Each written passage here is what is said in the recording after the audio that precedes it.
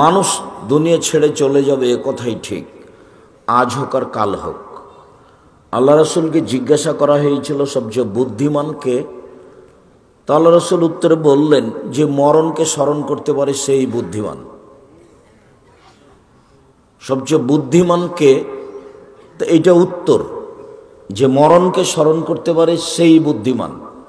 মরণ একদিন হবেই, আজ হোক আর কাল হোক।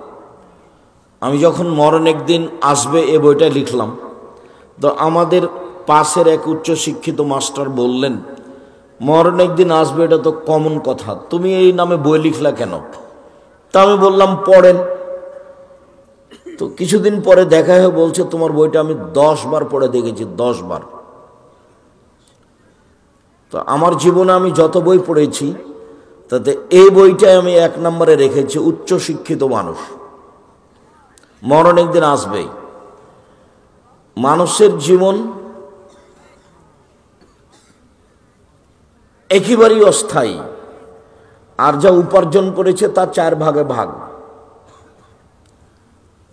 যা খায় তা পায়খানা, মা কালা ফাফনা। যা খেলো তা নষ্ট হলো, যা পরে তা পুরাতন হলো, মালাবেসা ফাবলা।